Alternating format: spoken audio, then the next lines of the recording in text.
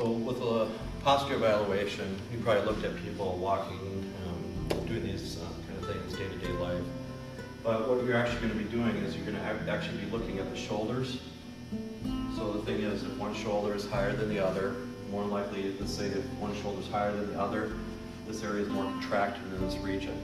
And another thing you can actually look at is their fingertips too, just have them extend their fingers. So if one, let's say that one fingers are going down more, so the thing is, this arm more likely is okay, but the other one's more contracted up here too. You can also look at the palms. So the thing is, if it's more like this, it means the shoulders are more internally rotated. If it's more like this, it's more laterally rotated. This is pretty neutral then. So the thing is, sometimes the biceps can be like this, but this part, so more likely problems in the extensor and flexor region, or supination, pronation. Also look at the fingers, if one's more contracted than the other, usually protective state.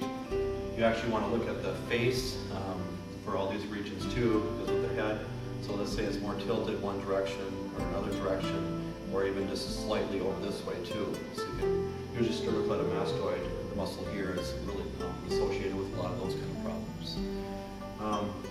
You can look at the hips, see if one hip is higher than the other.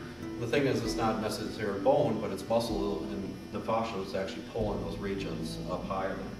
So the thing is, even look at indents. So the thing is, if it's more shaded in one area, more likely it's more contracted in those regions then. With the legs, you can actually look if it's more open in the middle, or if it's really tight together. So there might be more knock-kneed, or there might be bow-legged if it's too big of a gap in that region. Of course, you can't diagnose, but you can just observe those kind of problems. And you want to look at the feet, with the toes.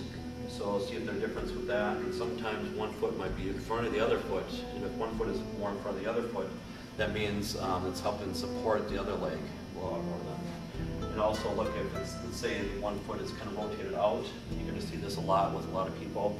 But it could be more the lateral side, like the tensor fasciae latae region, the piriformis region, it's rotating out, especially for runners. You're going to notice that a lot more. You can also find with the arch region, you just go underneath like this, and see which arch is a little bit better than the other one. Look at the knees too. So the thing is, if one knee is more rotated in, if the foot is straight, there might be a lot of problems with the quads then, okay?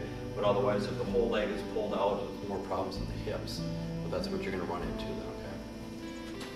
Okay, I'm going to do side. Please face that way. Okay, then you can also look at the low back region.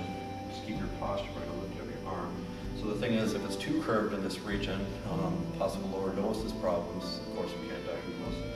But the thing is, you're going to look at those kind of things too. Some people just have a really straight back, and especially pregnant women, they're more prone to actually having more lordosis, where there's too much of a curve in the lower lumbar region.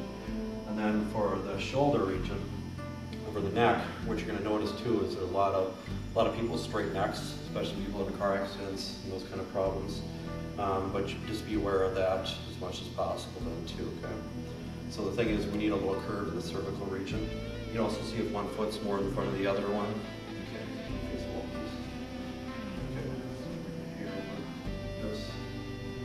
Okay, so the thing is, you're going to also look at the shoulder. Okay, you're going to look at the shoulder region, see if one is more elevated than the other. Okay.